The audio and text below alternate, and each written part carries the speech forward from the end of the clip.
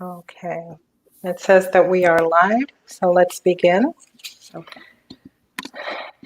Good afternoon and welcome to the last of 3 community forums to meet finalists for the Amherst Regional Middle School principal position. I am Doreen Cunningham, the Assistant Superintendent of Diversity, Equity, and Human Resources.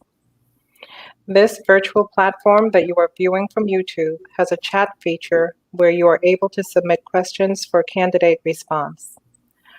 Questions were also submitted via email.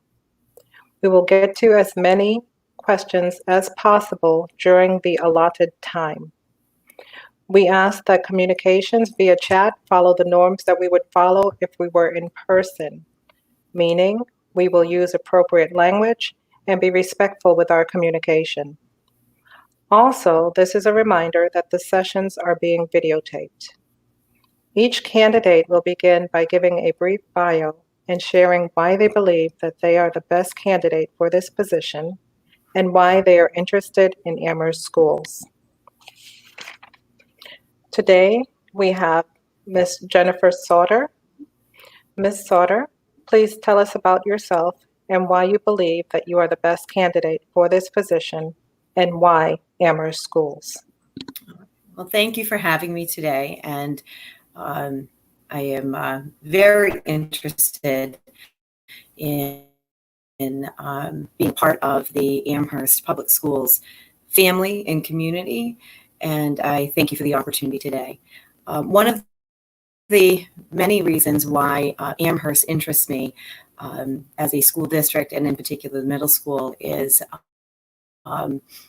the size of the community and the diversity of the individuals within your school and in your district.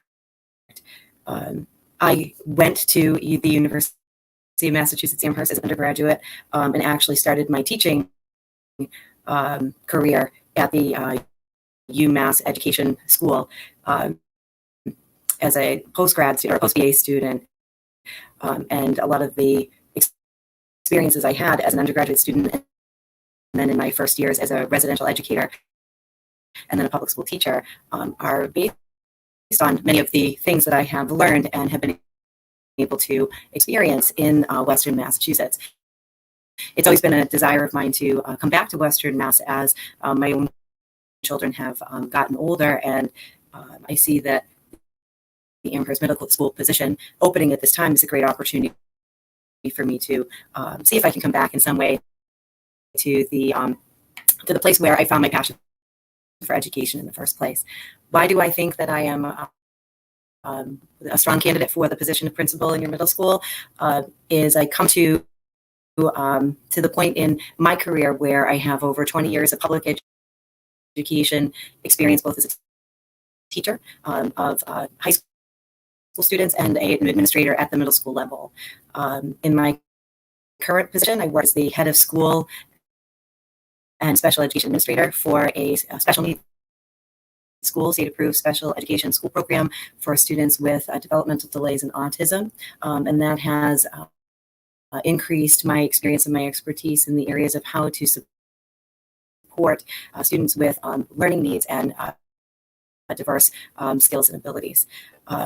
Amherst Middle School, it has an awful lot of tenets of my own personal philosophy about education, wanting to build restorative practices, which is something I worked very hard on as a middle school administrator in the public schools, to establish ways to reduce the number of suspensions, the number of detentions that students have, by tying the disciplinary codes to the code of conduct and the core values of the school, by finding ways in which students' behavior can be identified as opportunities to learn and to grow about how to behave as citizens, as members of their own community, and giving them an opportunity to in some way make amends and do over where they may have had an error or a behavior that would not be acceptable in school or outside of school. So the Restorative Practices Initiative that has taken place in your district is one that speaks very directly to my own interests in maintaining student attendance in school. Jennifer, can I interrupt? Yes. Absolutely. Your audio is very choppy. So we're having difficulties hearing you. I'm wondering if you can close out the link and just re-enter the chat room. Absolutely. I'll try that. Hold on one Okay. second.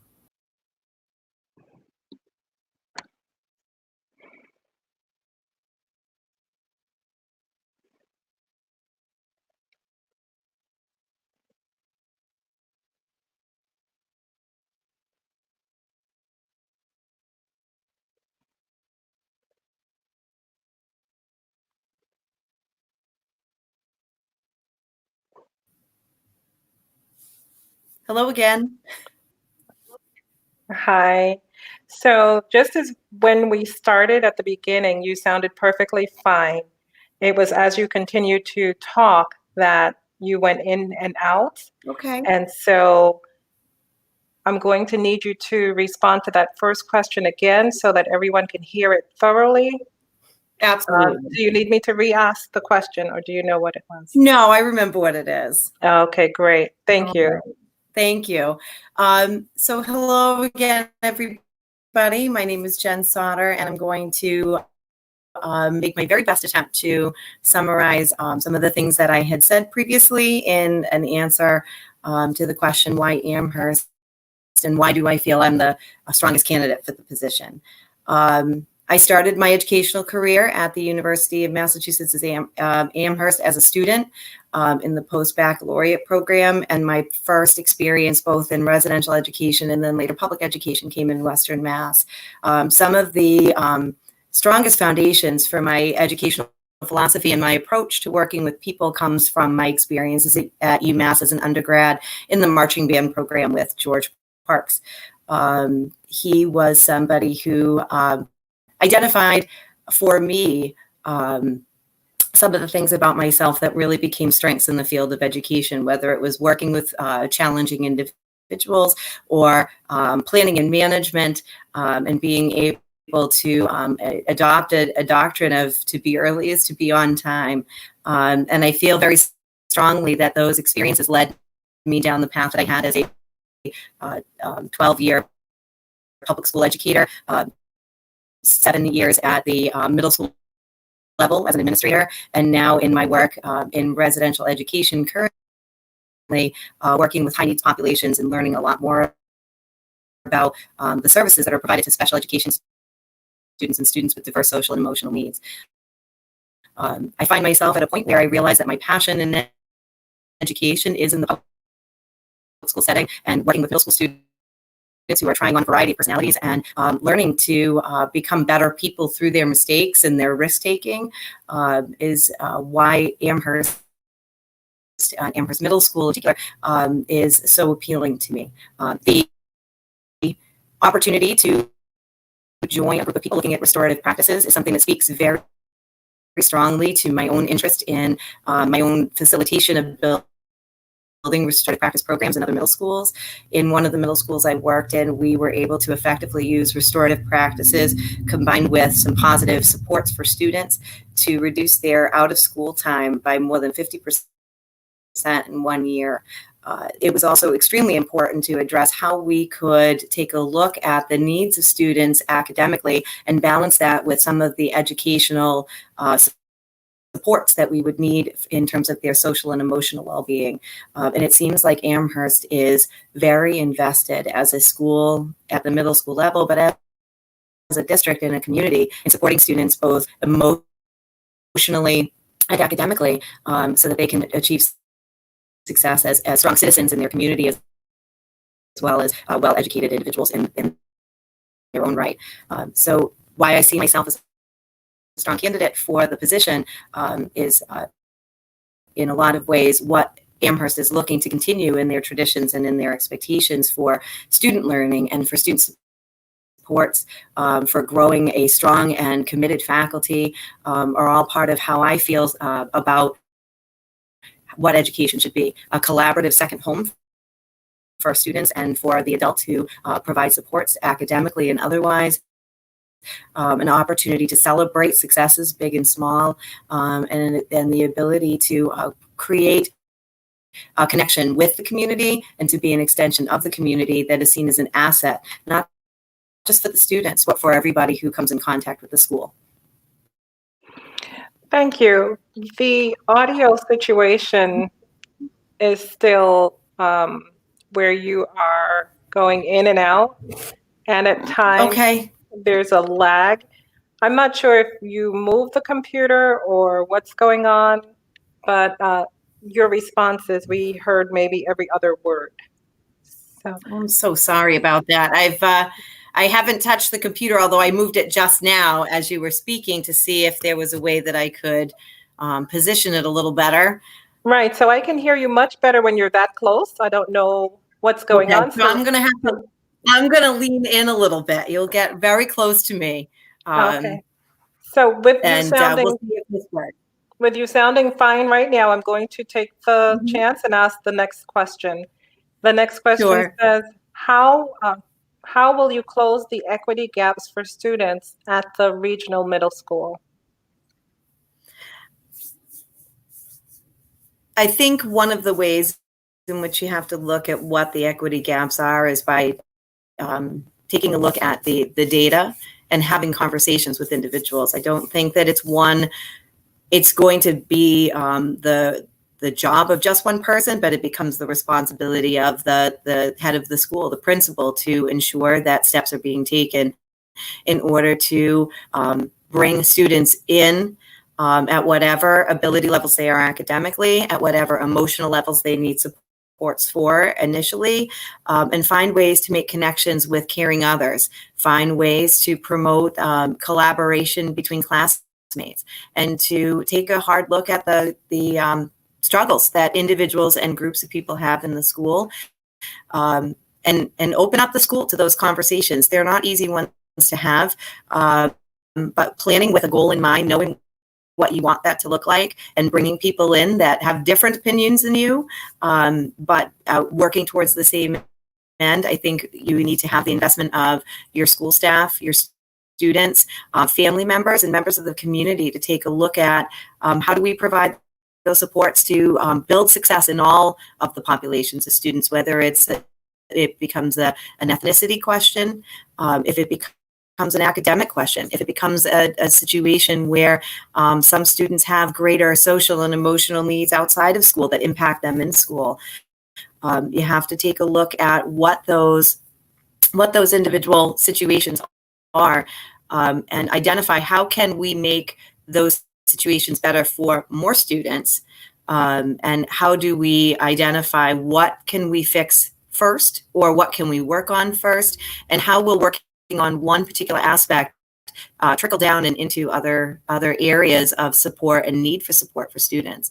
I think you have to have a lot of conversations. I think you have to be willing to bring people in a variety of ways, whether it's face-to-face meetings or in some cases bringing people in that can provide supports and opportunities to teach each other and harness the strengths of the people who work with the students every day. I think one of the biggest ways that we can impact change is by identifying the ways in which we as caring adults in the school give back to our students, and how do we make that better? How do we make that stronger? How do we develop a culture where success is the center for all students, and we take some personal responsibility and the initiative to identify what does that success look like, and how do we then, once that small step is achieved, how do we move forward with that?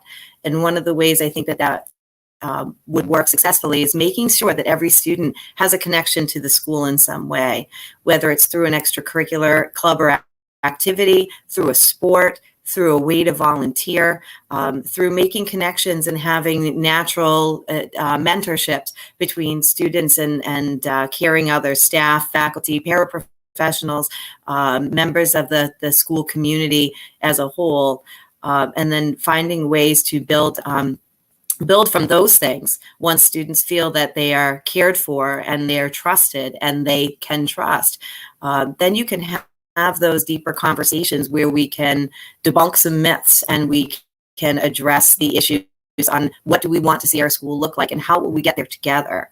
And the role of the principal will be to initiate those things, to find other ways to attack a concern when the first way fails, and to champion those successes and celebrate those with the people who make them possible, which are, in many ways, the people that work with our students every day, their families at home, and the students themselves.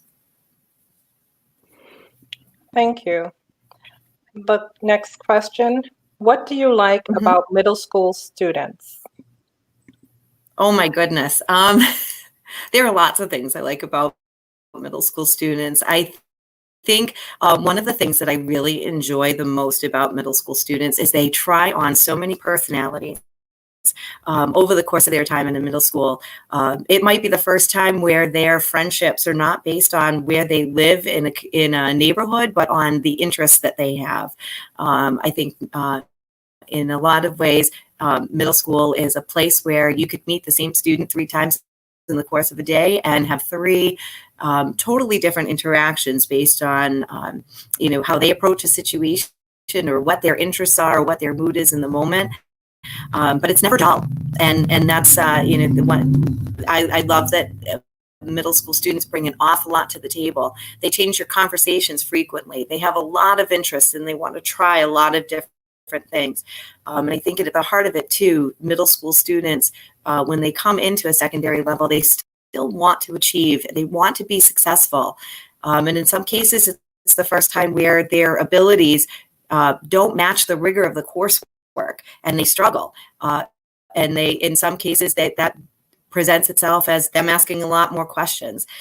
In some cases, it presents itself where you have to look a little harder to find out if they really understand or if they need some help. But those aha moments that come from middle schoolers, when they finally get something, or they finally achieve something that they've been struggling with, or they are able to run the mile at the speed that they wanted to run. They find joy in so many opportunities to learn and be successful, and they want to tell you. They want you to be part of it. They want you to know more about them, and just the communication level that happens at the middle school and the enthusiasm students have for who they are as individuals as they learn about who they want to be, I think is the thing that intrigues me most and makes me excited to come to work every day in a middle school.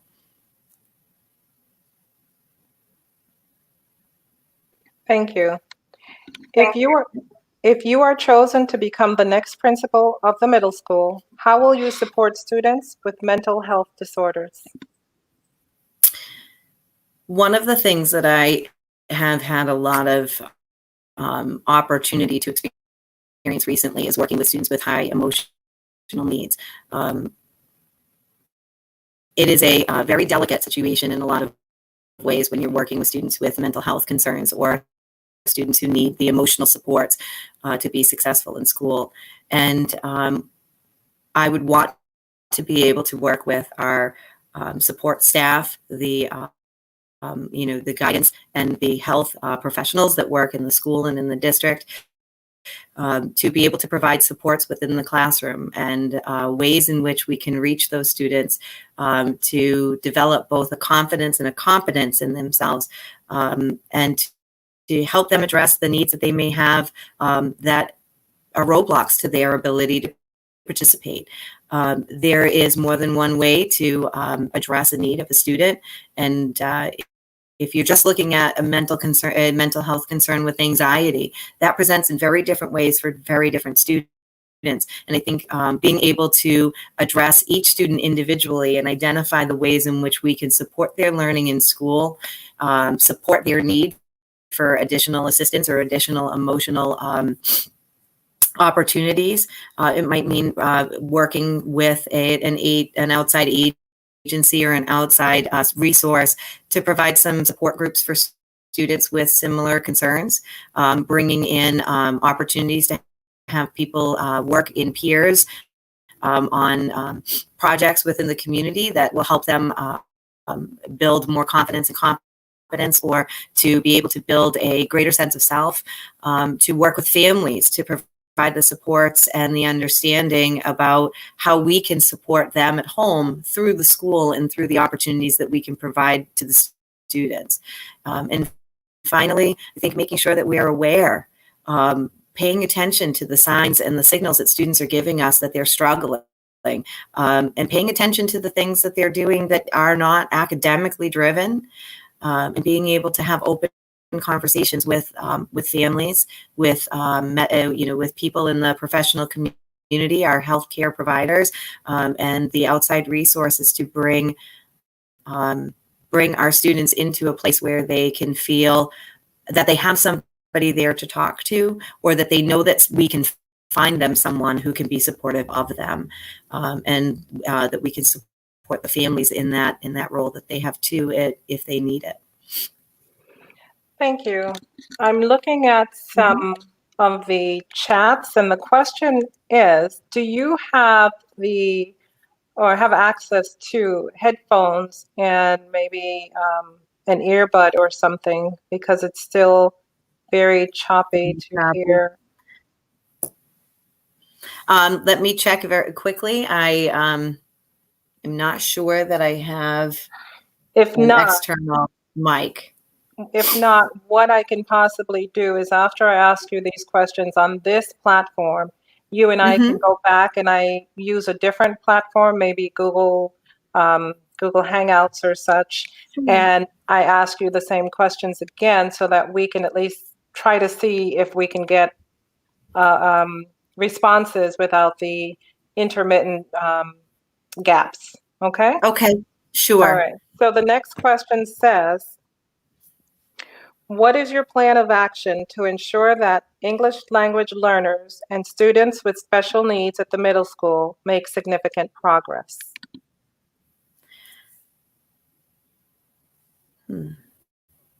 So, very good question. And while English language learners and students with special education needs and supports have some similar interventions, in many cases there are some differences in the way in which you might approach that in a school. I think the first thing that I would want to do is to make sure that those students and their families had access to, in the case of English language learners, I would want to make sure that we were able to identify that students had access to materials and resources, and their families did, that would provide a strong transition into effectively using English, while at the same time providing opportunities to effectively translate the materials that we have at home, so that they can, so that students can engage in the work and families can be supportive of that. I think regular communication with families, the use of interpretive services, making sure that our documents and our information that we share with families is updated to reflect the language spoken in the home, or the language spoken by the parents, and at the same time providing resources to families, and training and how to use them, so that information can be communicated and or easily translated back and forth at home for their native language or their language of origin, and English, which would be used in the instructional practices for the most part in the school. I also believe that students paired with other students who have the ability to collaborate with students in the classroom will increase the experiences of the students who are English language learners, and provide that social support, the more colloquial language skills that might be difficult. Working with teachers to engage in more frequent practice about contextual cues and contextual vocabulary, and how do we teach something that is in written or in spoken word? How do we teach that in a way that provides multiple examples and multiple opportunities for practice? I believe that students will succeed at a faster pace if they are provided with student supports. They tend to be able to associate a little bit better and a little more effectively with their peer group in some cases if they have a question or they're not sure. So pairing students up with collaborative learners in their classrooms, or in some cases reaching out to the high school and finding students who are part of the National Honor Society that can come down and provide some service hours for tutoring to provide support in working with the classroom teacher might be all ways in which we can engage the student with other students in order to support the learning. And then finally, looking at how we assess the student at various levels, formally and informally, on how they're using language, and providing supportive feedback on where we might expand their learning or expand their opportunities outside of school to engage in, to engage the families in that. I think for language learners would be helpful and would provide students with a sense of being part of the community rather than not understanding and being excluded from the learning opportunity.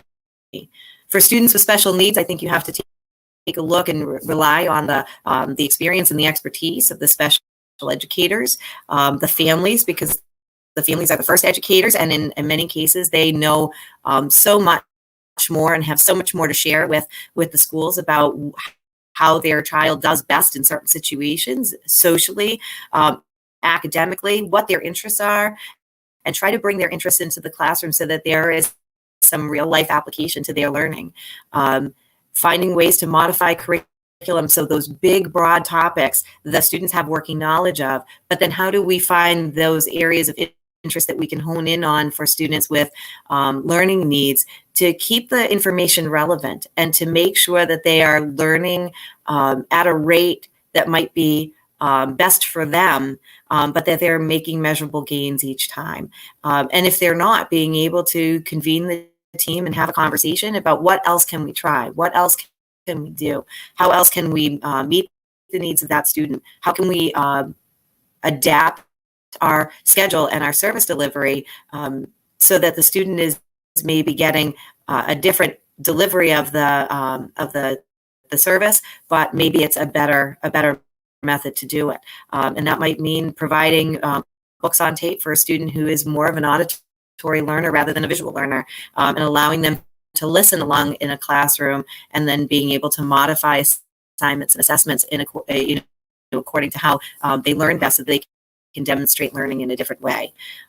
For a student who has difficulty speaking the language, it might be giving them an opportunity to use a speech to text translator and to develop something that they're able to do and practice, and then be able to use that as a tool for developing their own presentations.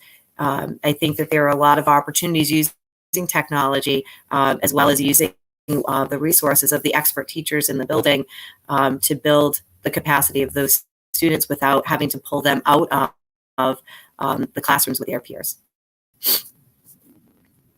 Thank you. With change in administration comes changes in policies, procedures, and methodologies. How do you plan to streamline existing systems and utilize staff feedback when implementing new initiatives? Well, I think you look at the school improvement plan and you take a look at the things that are working well in your school and your district. And the first way that you do that is to have communication with the stakeholders in the school. In a lot of ways, things that are working well and providing success for students, you want to filter all of your future decisions through what is this going to do? What is this going to mean? How is this going to impact our school culture and our school community? And I would start with talking with members of the faculty and the staff and the students about what is it that you really love about the school? What are the things that we do really well? What are the traditions or the habits and the things that the school does to celebrate success that you want to see remain here, and why? Why are they valuable? Why are they important? And how do they reach the students and the community in a way that shows that students are successful, students are capable, and that students are going to create them within themselves a better sense of being a member of the community. And with that is going to come the question of what do we need to be better at, and where do you think we need to grow? And the people that are in the school now know that better than I would, and I would want to listen to the things that they are concerned about. Is there not necessarily a culture issue, but is there an academic issue? Is there not an academic issue, but is there really an issue in terms of the emotional supports that we have for students? Do people need to be better trained in a particular topic related to student well-being?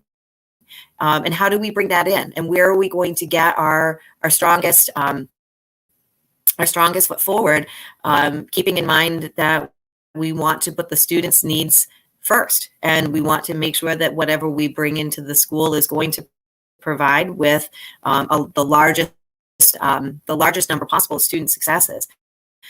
So I think that when you're looking at changing the culture and the policies and the procedures, I would rely very strongly on the people that are already in the building to help me identify what I can't see in the data that might be produced by the school through assessments or through surveys or through conversations that have been had with the district leadership team. I'd want to go back to the school and find out, how do we make our school better? What is it that we want to see? What do we want to be great at? In 5 years, what do we want Amherst Middle School to be known for within our community? And how do we get there? And then develop the plan that is going to drive us in that direction, and filter all of the decisions that we're going to make through that plan.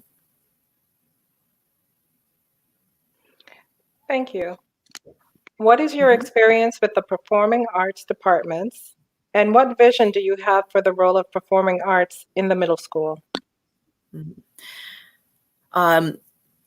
Just like sports are very important to some students, there are many students who come to school every day because they look forward to band, they look forward to chorus, they look forward to an art class. And in many ways, those hooks give lifelong skills in the same way that learning how to throw a ball or how to kick, how to play the game of soccer allows for collaboration and sportsmanship. There are a lot of opportunities through music and through the arts that are extremely important for building character and the skills necessary to be strong adult individuals.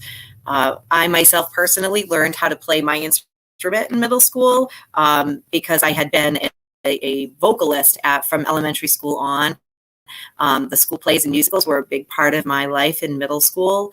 And I played the French horn, and I played from the summer before my 8th grade year. I still dust it out, take it out, and play it every once in a while. But like I said, it was really the marching band program at UMass Amherst that brought me to Western Mass and brought me to the school where I then learned that I was meant to be a person in education.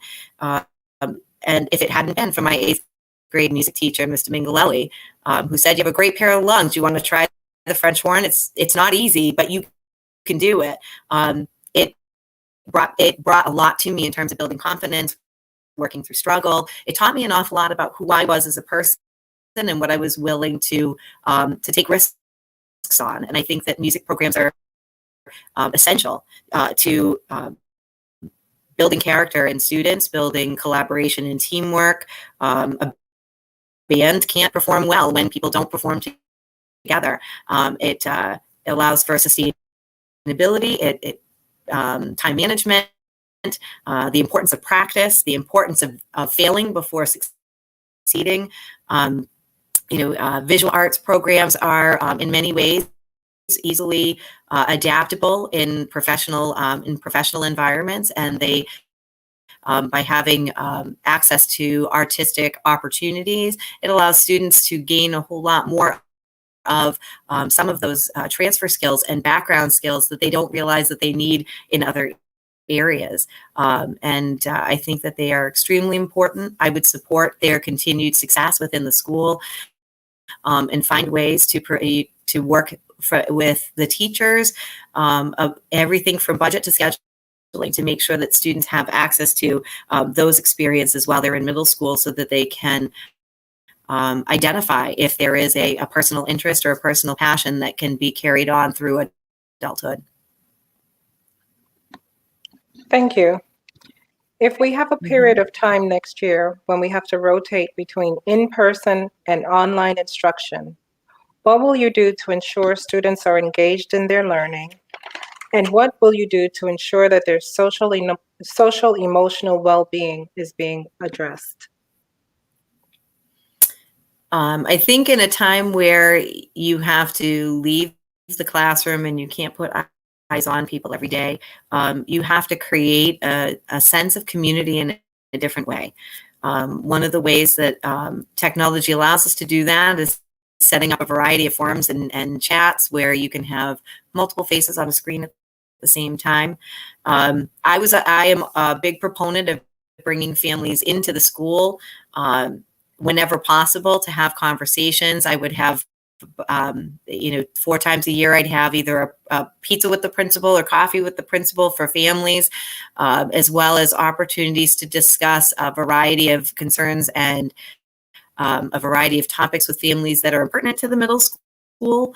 So I think in the event that we would have to go to more of an online or digital type of learning environment, I think my role shifts from being the person in the building to the person on the screen, providing forums for families to come to talk in small groups, maybe setting up opportunities to talk to families by the way in which their students are teamed for learning, or talk to organizations and the way in which students might be organized through sports or the arts or their service programs, but also in the same way, meet with the students, talk with them, open up the lines of communication with the town, and with the resources within the town that we might be using for supports for students, and finding ways to connect them, for those social emotional supports as well. I have 2 teenage children myself, and the period that we're going through now with them, they're on top of their homework, but not being able to communicate with friends in a meaningful way is difficult. And for some of our students, the only way they see their friends is at school. They maybe they live on the opposite ends of town. They don't have the ability to get to one another. If they can't be outside with one another, we need to find ways to create those spaces and those places for students to meet and to gather and to talk, and maybe host do-it-yourself activities through a Zoom meeting, so students can have materials, and you can have like a paint day, a paint night for students, where they can log in and watch the art teacher and go through the steps of painting something, and then display their work visually, and you take a snapshot of the Zoom screen and you post that online so that people can see it. Or you have a book club for students where they all can read a book online, and then they sit and they discuss it, and that's something that they can do to remain connected with their families, or with their friends and with the school community. I think you have to engage families in a way that makes sense. I recently joined a group chat where a lot of people, their children were in the same 3rd grade classroom. Now my children are high school age, so I didn't have a lot to relate, but just putting parents together in the room and being the facilitator for that space, they talked an awful lot about what was going on at home and shared ideas and agreed to send each other projects or a way to connect to work on a collaborative assignment. And I just listening to the ways in which families just need space to get together and the permission to do that brings about such great opportunities to stay connected. I think the other thing that would be my responsibility as a principal to do is to facilitate the discussion with teachers on a regular basis, to check in with students and how are we working with them academically? How are we making sure that their assignments are getting done? And if they're not, how do we check in with them using the supports with guidance, and maybe if we have adjustment counselors or other people that we can use to do the check-ins. It might even be a check-in with me and other members of the administrative team, just to say, hey, we see that this is going on. Do you want to talk about it a little bit? Can you tell me what you're doing? Show me one piece of your work so that I can see how you're doing, and what can we do to help? It's making yourself available in different ways, but still making yourself available and making sure people know that you're there. And that's a really important piece when being on the other side of a computer can make you feel very isolated. Thank you. What are your fundamental beliefs as to what instruction should look like at the middle school level? There are days where I think the instruction should look like a little bit like organized chaos. I like walking into a classroom where information about what the students will be learning is clearly posted. that it guides the instructional practices of the day, whether it's what the students are doing, what the teachers doing, or both. I think effective instruction in a classroom setting uses learning outcomes or learning objectives for students as a guide to do check-ins, but that as much of the work is going to be demonstrated by the students, then you have to have them engaged in the activities of learning. And for some, that's going to be producing and creating and using their hands, and for others, it's going to be using words. For still others, it's going to be using their savvy online to be able to find the supporting evidence for an argument, and then being able to create something or develop an argument to demonstrate what they learned. I talked earlier about aha moments with students, and I think that those are the things that in a classroom, when a student is learning something when they say, now I get it, and this is how it connects to what we did yesterday, or I see how this is like what we talked about 2 weeks ago and they're able to make that connection without the teacher giving it to them, or without the teacher providing several prompts. And for every student, it takes a little bit of time, different amounts of time, but every student has the ability to get that aha moment. And when they get that and they're able to communicate that out, that learning is taking place, because the student has figured out for themselves how something relates either to the real world or to what they're discussing in class, and they're able to demonstrate it in multiple ways. Another way in which I think learning takes place is when students are engaged in a very energetic disagreement about what something means or whether or not an answer is correct. I think they learn very well from one another, and they're able to, in some ways, present information or present an opposing argument without appearing to be biased, or without appearing to have all the answers. And sometimes not having all the answers, or even having the best right answer, is a way for students to work together to come to consensus. And in a classroom, middle school learning does have to have a component of effectively both collaborating with others, but also taking personal responsibility for their work. When you're working in small groups or even in partners, it can be very easy for a student who wants to do all of the work to just do it. And I think that the role of a teacher and the role of an educator in general in the classroom setting is to apportion a certain amount of personal responsibility so that each person contributes to the success of a group or a partnership, and that they can also talk about what they did independently to show that they contributed to that outcome or that success that they had together.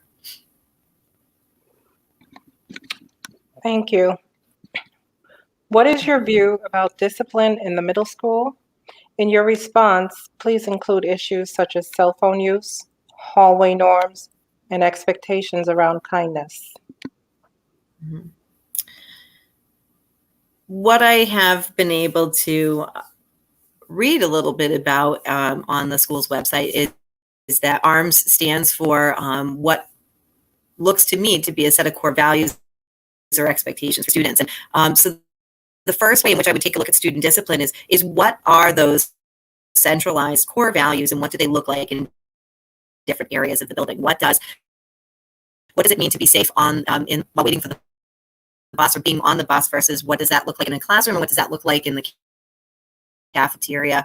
What does safe look like when you are communicating with each other? And that takes on a role that has both physical attributes and verbal attributes.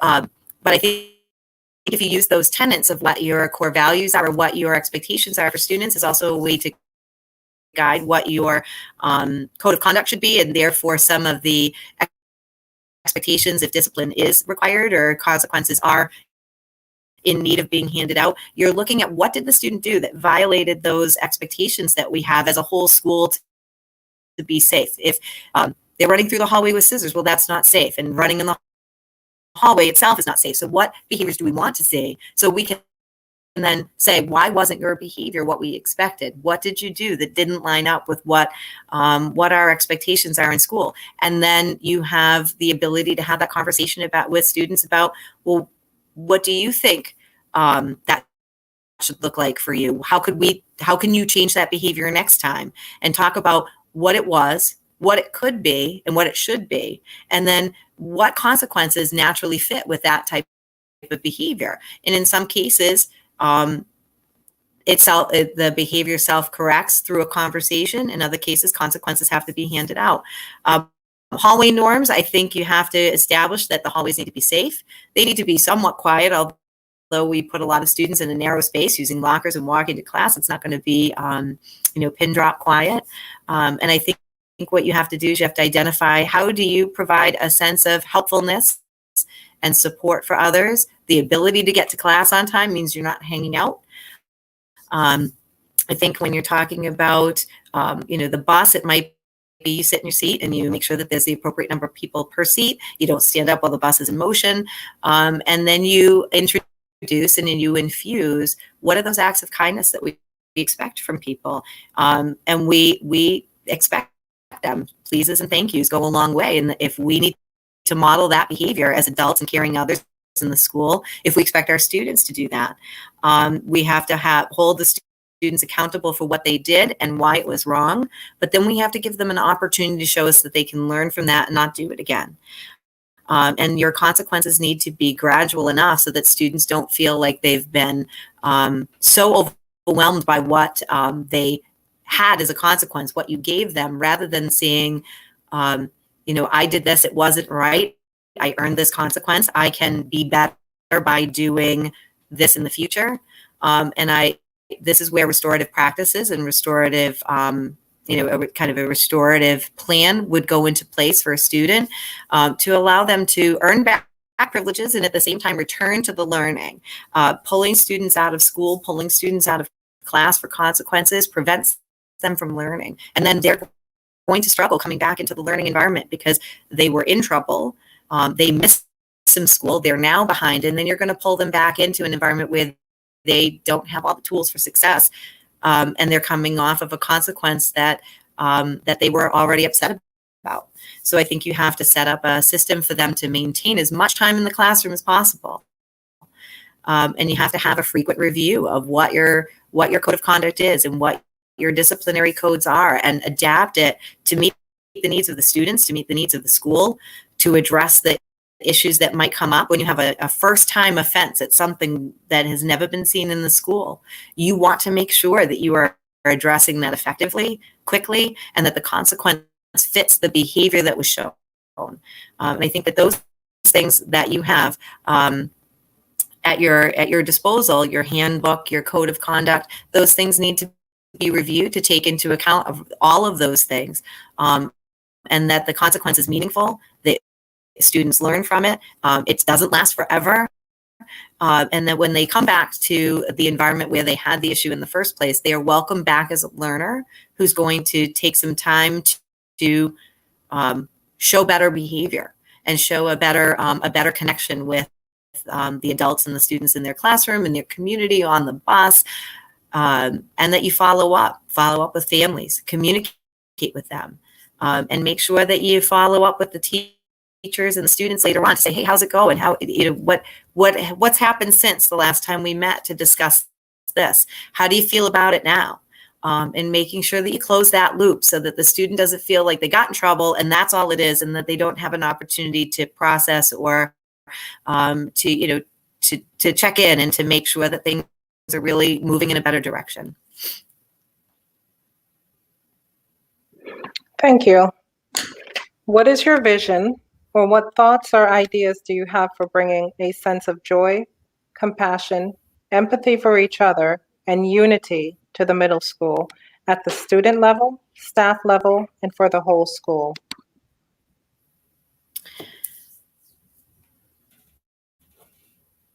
I think one of the things that is essential to building a positive and joyful culture and climate within the school is a way in which you responsibly and at the same time exuberantly celebrate achievements of others.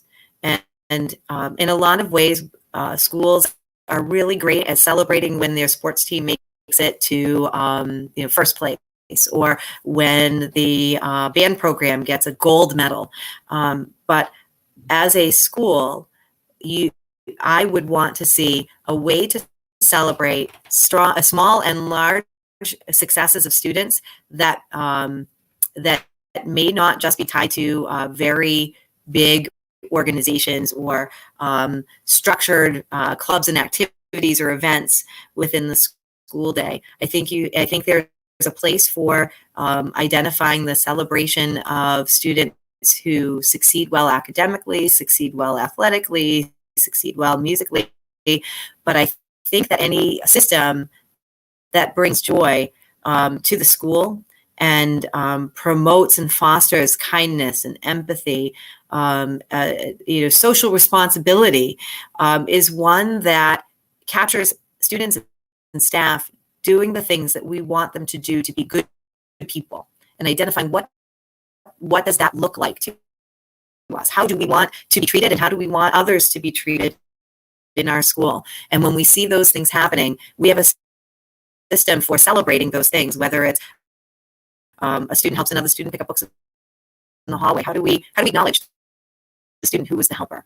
When you have an upstander in a situation where a student is not included, and that person includes another student in an activity, or sits with that new student who just came in today and introduces them around. How do we foster that? And that might be developing programs like student ambassadors who are responsible for introducing themselves to new students in their grade level and following the student schedule for a day, so that they can get acclimated to their peer group and to the routines, and how lunch period works, and where do I go to catch the bus at the end of the day. So setting up some opportunities for students to become leaders because they are strong in those skill sets, and then demonstrating those things throughout the school. Making peer connections between 6th graders and 10th graders at the high school, or 9th graders and 6th graders, where they talk about transitioning together, so that when our 7th and 8th graders become high school freshmen and sophomores, they have the ability to talk to 6th graders incoming to 7th grade about what it's like to transition to a new school. Here's what middle school is like. Here's what these classes are all about, and here's how you have to be prepared. So I think finding ways to build that capacity in our students by modeling that effectively with staff, and really identifying what do we want to do as a school to make our environment welcoming, making sure that people welcome visitors when they first come in the door, having a policy of introducing yourself when you answer the phone. It seems really elementary, but in many cases, those things get overlooked in the busyness and the craziness of the day, but they're important. How we talk to one another, how we stand when we talk to one another, how we communicate our needs, and how we demonstrate patience and understanding as adults, is more readily able to transfer to students when we can model it ourselves, and then say, and this is what we expect, and here's why we expect it, and praise and acknowledge when that happens. I think that the more you build the opportunity to celebrate students for all kinds of things that we expect them to be and we expect to see, I think those are going to be the things that bring the joy, because you're able to say, I have a group of 7th graders who are phenomenal with including all students, new students. I have this group of 8th graders who are motivated to provide service to the community, and this is how we're going to demonstrate that and show that, and we want to celebrate that because it increases the connections that we have rather than decrease them. Thank you. As principal, communication with families, students, and teachers is key. How will you communicate effectively with each of these stakeholders? I've mentioned a couple of times that I do like to sponsor and host opportunities for families to come in and meet and talk. It might be on a particular topic of the month. It might just be, here's an opportunity to come in and have a conversation about some things that we might be concerned about at a certain grade level, or with certain types of curriculum, and invite parents in. And I do believe you can't just have it one time a day because not everybody is available on that one time a day. So I alternate when I was having meetings, I would alternate. So the first one might be in the evening where families could come, and I get the Junior Honor Society students to provide babysitting or minding service in the gym and have some cooperative games so that parents could come and bring their younger children to have some babysitting so that they could come. And in some cases, it would be having a meeting in the library with a pot of coffee and some fresh baked cookies and having a conversation with families who could come during the day and not in the evening. So I think making yourself available and providing an opportunity to kind of open, and please excuse the pun because I would say it this way, even if it wasn't your acronym, but open your arms to the community and the public and let them come in to meet with you, to communicate with you. I'm a big fan on two-way communication by sending out quick surveys when I want to investigate something, using your school council as a way to communicate to other members of the community, and having some responsible use of social media to reach out to families who might not be able to connect with us directly because of work commitments or other family commitments, being able to get information out and bring information in. So I think that is really an important part. I think communicating with students, you need to develop opportunities to go into classrooms, to sit. I'm a big fan of sitting at lunch with a group of students and finding out a little bit about what's going on in their world, not just at school, but what do you do for fun? And I see that you're wearing a dance, a dance studio's jacket here. Tell me about what is your preferred dance type, and do you perform competitively? Getting to know the students and talking with them about their interests, both in school and out of school, is a really big piece. And also getting students involved when there are concerns or when we want to make a move to something different. We want to try something new. You need to have student buy-in if it's going to be related to the students. If something's going to fall flat with the students, you want to have a heads up on that. You want to have people who can champion that with their peers. You want students to be able to bring other students in to a new activity, a new club, a new way of thinking, a new behavioral support system, a new incentive program. You want to have student involvement because they're going to tell you whether or not something's going to fly. And you want to know that before you put it out there, because if students don't want to be part of it, they just won't. And so you want to be able to bring them in. And of course, without the role of your faculty, without people being involved in the decision-making process, you can, as a principal, I could ask you to do a lot of things, but if the faculty doesn't feel invested, and if their opinions haven't been considered, that's a tough thing to just go on blind faith and to do something that you have a lot of questions about.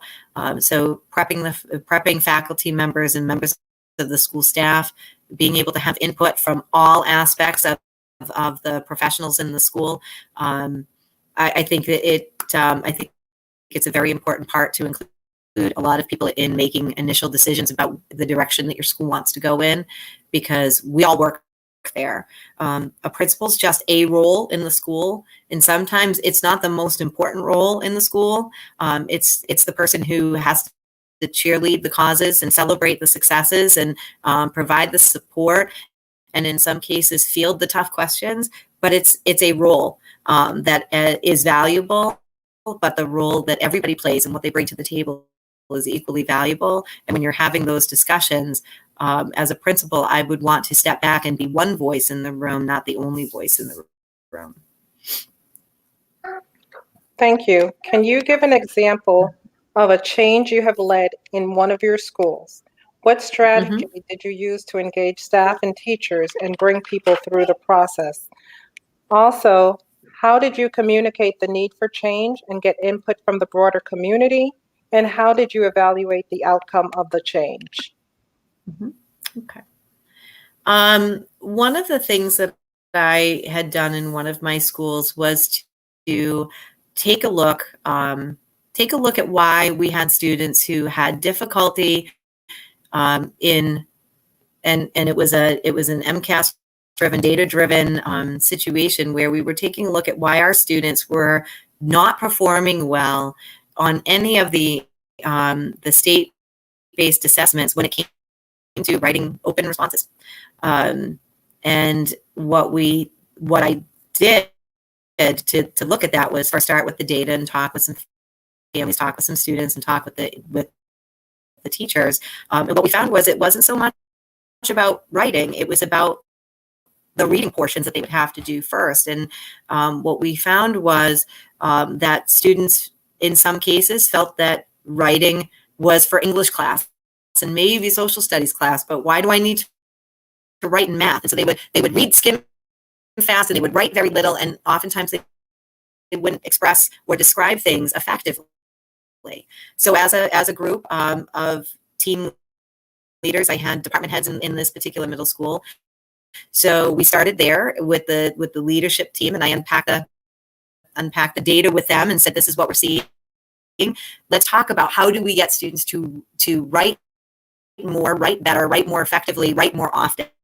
And any of those are on the table. Let's brainstorm. So we had a brainstorming session with our leadership group, and it was the gym teacher who was the health and wellness department chair who said, students need to know that they should be able to read and write in gym class, that they should be able to read a fitness article and know how to apply what they're doing. He says, I oftentimes have to demonstrate something when I give them instructions, and then I give them paper instructions to read over, and they ask me to show them again. How do I get them to read for understanding? And it was his comment, not mine, that led to that discussion of adopting some closer reading practices.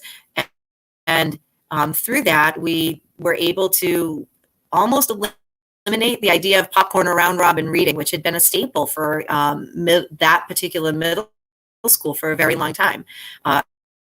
We found that it helped our ELLs, our ELL students who struggled to read in English and pronounce things in English, because suddenly we weren't encouraging them to read out loud just for the sake of reading out loud.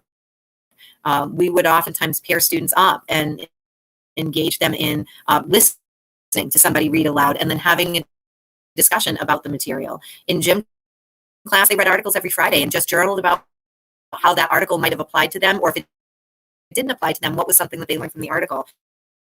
And so teachers, through the work of the team leaders, worked with their departments to develop a way in which once a week in the non-core academic classes, students would be engaged in writing. And in order to write, they might need to read something or discuss something and then write. So we were encouraging reading in different areas, reading different types of material, but that at the end, everybody had a writing sample from every class at the end of the week that was based on whatever it was that either the student chose or the teacher chose to share. And just by getting students into the practice of writing through teacher-generated opportunities, brought those writing scores up. Students who were getting zeros for not writing anything were writing things, and students who were struggling with getting supporting details and evidence from main ideas were doing better with that. And we modeled some of our practices based on the skill set of the English teachers, but really every department worked together to come up with some common ways to introduce that in class, and then track it, monitor it, and we came back together as small departments and then cross departments to talk about the experiences during our faculty meetings. We devoted a series of our faculty meetings to just talking about how are students writing, who's struggling in our classes, what can we do differently, and pairing up a department with an English teacher to talk about those things, help English teachers understand what skills their students might need remediation on. It took 2 years, but it was very successful over those 2 years to bring students back into this idea that we do need to write all the time, and we need to practice what we write down effectively, what we think and what we know. It was really, the problem presented itself through data. I presented it to our leadership team, but really took on a life of its own when the teachers became invested in seeing the students succeed overall, and not just on the standardized test, but just in their ability to communicate through spoken and written words. Hi, I don't know what changed, but the audio is starting to deteriorate more. We will Oh try no. another question, but I just want to remind the community Sure. that I mentioned earlier that you and I will go on a different platform and go through the questions again. I'm just going to continue with the last two questions that were asked via email, and I believe there are four Okay. or so questions in the chat. Once those questions are asked, we will go on a different platform and try to ask the questions with better audio and post that video online. Okay. All right. Okay, so the next question says, how do you foresee your leadership style influencing teacher instruction, and how have you supported teachers in meeting the needs of all students? I like to think that I am an invitational leader and a collaborative leader. I do believe in meeting with people who want to meet, and sometimes people who need to meet to discuss ways to improve instructional practices, improve student learning opportunities, and their personal achievement, both academically and as part of the members of being part of the school community. And I think that ability to communicate and collaborate brings a lot of people into a room, and you put a lot of ideas up, and then as a group you gain consensus on what we want to try first, and we don't discard the rest of the list. But I think in my role of leadership, I believe that collaborating together early and coming up with lots of ideas means that if the first one doesn't work, we can try another one. But we all had a say in what went up on the board. We all had the opportunity to speak up. And teachers donate their time in so many ways. So asking them to donate their time again to sit in on certain meetings with certain topics. I want to be careful that we do that when it's something that impacts the school, it impacts the students, and it impacts them. And so you want to make sure that you're respecting and honoring the time that they're giving by giving them a voice in the process and giving them an opportunity to make decisions. I think that as a leader, I'm also somebody who will respect the need to acknowledge when I have made a mistake, when I have done something that is not necessarily how I would have wanted to do it, and the opportunity to make amends for that or to take personal recognition and responsibility for that, I think is a key piece in being a leader, because you're not always going to succeed. You're not always going to know the right thing to say the first time or the right fix for a problem the first time. But I think that by being the role model who's able to take ownership of what I've done or what I need to do, or a way in which I may have dropped the ball, is essential to having other people feel comfortable saying the same thing, and being able to fix that error and move forward with it responsibly, and through actions as well as communication, I think is key. And that's something else that I believe very strongly in. And then finally, I model what I would expect. I would not do something that I wanted a teacher to be able to do. If I want to instill a belief about kindness, then I lead with kindness, and those will be things that are part of who I am, not just part of the job, but part of who we are as a community of learners and a community of leaders, and demonstrating respect for the role that everybody plays, I think, is a big piece of that. And then finally, I think how will that impact teachers and students? I think ultimately I would live by our core values and our expectations, and I would hold people accountable to them, but I would hold myself accountable to them as well. And those are the guiding tenets of what your school expects, academically, socially, emotionally, physically, and I would want to demonstrate those things as part of who I am and the role that I play, so that when it comes time to ask others to do the same, they have a model of what that looks like. They have a model of how they might do that, and then they can take it and make it their own, and hold people to the idea that this is what we are and who we are as a school and what we expect. And that message goes directly from the top to all of the other pieces, all of the other parts of the school. There really is no bottom of the school. It's from our core and our foundation, and it should rise through all of the members of our community. So demonstrating it, holding people accountable for it, and celebrating those things when they happen, I think, are a big part of how I would lead the school. Thank you. The next question says, please discuss the steps you will take to include restorative practices at the middle school. My understanding is, from what I've seen, is that the process has started. So the first step I would take would be to do a review with school leadership and school teachers on where the school is in terms of adopting restorative practices, what has been working, what has not been working, and what hasn't been tried yet.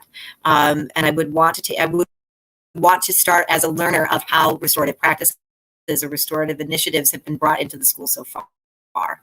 I would want to then outline some steps on how we're going to take a look at adopting additional practices. We would need to do a needs assessment. What are the needs of the school? Where do we need to see restorative practices take place? What are the impacts of certain types of behaviors? What behaviors are we seeing that would benefit from less of a disciplinary code and more of a restorative process? And how do we get there? So I would want to ask some very direct but some open-ended questions, and have members of a team of expert others in the school, and as well as members of administration and perhaps people from other buildings, so that there's some continuity there between what we're doing in the middle school and what's being done at the elementary school. How do we grow that so that students have an increased sense of, we're not going to teach them something they already learned and are able to do in elementary school in terms of behaviors, but we may want to expand upon those expectations and those practices that we have based on the behaviors we see at middle school that they don't see at elementary school. And then how do we best tie that into transitioning our students at the end of their experience in middle school to high school expectations? And how do we gradually build responsibility within our students to hold them to a higher level of community responsibility?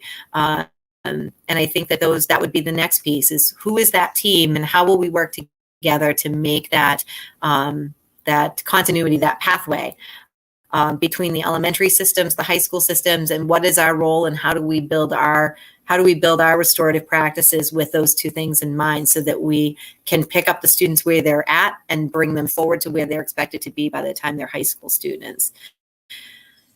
And then I would want to be part of the implementation process with those initiatives, particularly when we're rolling out something where we need to provide support to staff. Again, a principal, assistant principal, a dean of students, they are roles that we play. They have certain parts of the discipline that teachers do not. But you don't want to create any practice that disempowers the role of the classroom teacher in terms of developing or developing relationships with students and maintaining positive ones in the classroom. So you want to have a series of behavioral interventions at the classroom level that teachers can work through and become experts at, that can minimize some of the behaviors that remove a student from the classroom or require the intervention of a school administrator. And you also want to have the ability to go back and include that teacher when something has happened, so that the student, in the process of going through the restorative techniques or going through a restorative circle or a service learning opportunity, is able to report back to that teacher that they learned something from the experience, and that the behavior is less likely to happen because of what restorative technique was used, but to also at the same time close the loop to show the teacher that some learning and some responsibility taken has happened.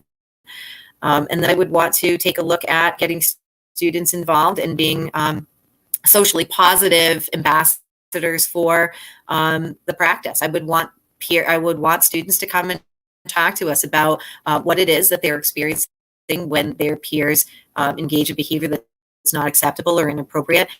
How can we help support the students who are in those areas, who are part of that experience When a student misbehaves or has some real difficulty and some challenge in the classroom, it's not just the teacher and the student who's acting out or having difficulty that's impacted. It is anyone who's heard the exchange. It's anyone who has been in the room.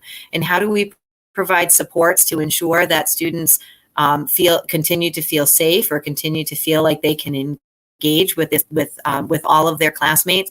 How do they feel that they can support the safe classroom environment and speak up when need be, to help the student who help the student get back on track, or in some cases to be supportive of the classroom as a whole, to say, this behavior is not acceptable and here's why.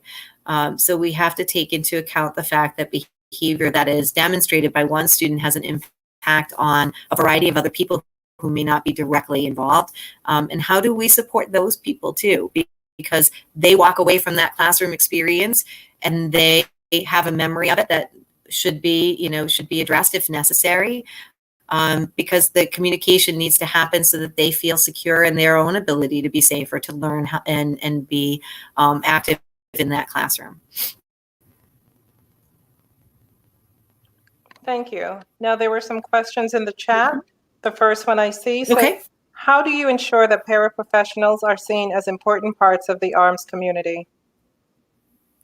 I've never referred to a paraprofessional as anything other than a caring other and teacher in the building. When you're working with students, you are their teacher. You may not be the content teacher, you may not be the lead teacher in the classroom, but you're still a teacher of students. You still are responsible in some cases for mitigating behavior or to bringing a student back into a learning environment and dealing with the struggle or the challenge. And so they are a valuable and integral piece in that student's success, and that is a celebration unto itself. But assistant in the classroom, a student support person, provides a function of a lot of responsible feedback to the classroom teacher, in some cases to the administration, and certainly their observations, their work is important to how do we report out the success of the student, the challenges of the student, and create the plans for the student that are necessary for their success. So I would want to ensure that the paraprofessional had avenues to have time to talk with the teachers about the individual students or group of students that they're working with, that they have time to review lesson plans or to ask questions when they're being asked to cover an assessment, or to be able to teach a certain skill that they maybe don't have a lot of practice in themselves. I would want to take a look at how we can support them making, creating lasting bonds with their students, and whether or not they need some additional support academically, or some sort of training to provide them with more skills and more resources, and making sure that happens for them. Their success as a professional in the school leads to the success of the student that they're assigned to. And in some cases, when they're working with a student in a classroom with many other students and a classroom teacher, it's instrumental to the success of the entire classroom that person is there. I have also found in my experience working with paraprofessionals, staff members, with students, that they have a lot to offer in terms of opportunities to reach out to students that they're not assigned to. In a classroom, I used to have a student who needed to practice some breathing exercises, and the paraprofessional was a yoga instructor part-time after school hours, and helped that student and develop some deep breathing techniques, and just to address anxious moments or situations where they became frustrated easily. And that eventually translated itself into an after-school club for 10 weeks to teach students a little bit about yoga, because the person was an was a certified instructor, and there was an interest there in the students to have that opportunity. I've had other paraprofessionals who worked as EMTs who were licensed instructors and ran CPR first aid classes at our school for students who either needed them for for scouting or because they wanted to have that experience. And so I find that there's a way to tap into the skills that all of our staff have. And you are a teacher of students, so you become a teacher in the eyes of the school. And again, it's a role. It's a role that's different than a classroom or content teacher, but highly valuable. And I would want those individuals to know that they're necessary for the success of our students, and it makes them extremely important to the success of the school. Thank you. What do you think the role of middle school is in the development of a learner's identity and skill sets? We don't have enough time to go through all of it, I'm sure. Middle school is a really important part of a student transition. Again, they come from elementary school where they might be in one class for most or all of the day with one set of teachers and one set of students that they become really close to, whether it's out of necessity or out of a sense of friendship or both. And they come to the middle school and they have a lot of transitions. They have a lot of different teachers. They're being exposed to content, perhaps at a much more at a rapid rate, and they have more personal responsibility for their own success. It might be the first time that those students try out for something and don't make it. They may be exposed for the first time to an activity or a skill that they've never seen before, and they want to try it out. It's also one of the first times I've seen an experience as a parent, but experienced as a principal, where a student might come home that day and say, "Oh, Mom, you don't have to go to that meeting. The principal said it's not a big deal," when really it is. So they suddenly become a little more friend-focused, a little less family-focused, a little more interest-focused, a little less community-focused. And I think the role of the middle school is essential to allowing students to try different things, to succeed and fail in a safe environment where people genuinely care about what they're learning and what they're doing. And we maintain a very, very strong role in communicating with the families. I think, once students get to high school and they're making a lot more choices on their own, communication may drift off a little, but I think the role of a middle school is to still find ways to communicate out to parents what we're doing, and here's the opportunities, and here's what's coming next, to communicate with families on small struggles and small successes, as well as to be open to the communication that comes in from families when they see they see something that doesn't make sense. They have questions about the curriculum. They want to have a conversation about how to better support their student at home, or they want to know what else is available in the school because they've heard so many things, and they just want to be able to sort out the conversation of the day from their students.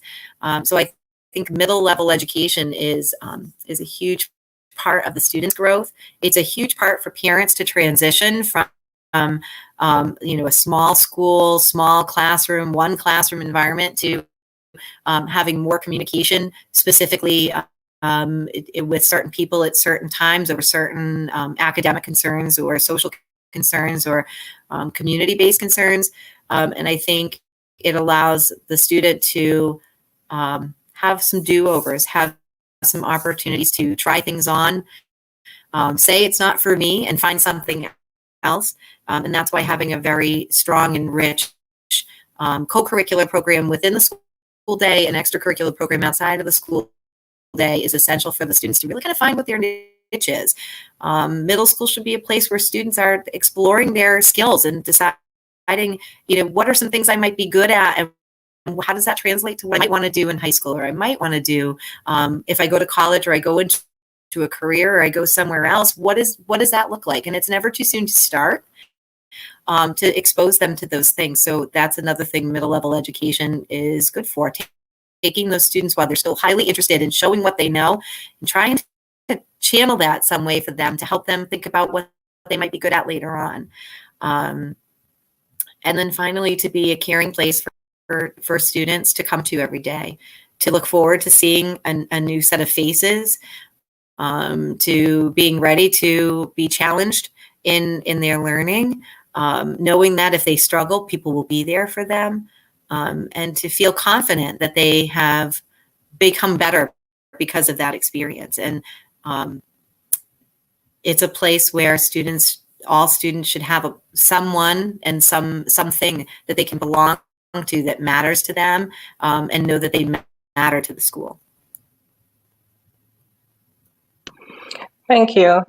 Another question from the chat says, can you please comment on your very short tenure as principal of 2 middle schools, with the most recent just being 1 year as principal of Northbridge Middle School? Mm-hmm. In relation to the tenure that I had, Northbridge was a town where I taught for 12 years as a public school, high school teacher. And I was very passionate about the learning that was taking place there. And I felt a very strong connection to the school and district. So when the opportunity came to go to Northbridge from the school district that I was at as a principal, which I was very happy at, but there was that draw, that sense of wanting to rejoin that community where I'd done my teaching, and I had really felt a strong connection to the school and the community. Unfortunately, I had, I had a personal concern that needed to be addressed. And in that first year as an educator, my children, who are now older teenagers, were not older teenagers then, and there was a need to make a decision about what I was doing for a job in order to better support what was going on in my family at the time. I took the opportunity at that point to have a conversation with my administrator, and chose to make a very tough decision. It's a tough decision to say, I need to be able to take care of this part of my life. And I have a school community, a school family that was going to be impacted. And if I was taking care of the school and community part of my life, then my family was being impacted. And it's hard. It was a very difficult decision to make, and made in the best interest of what I needed to do for my family.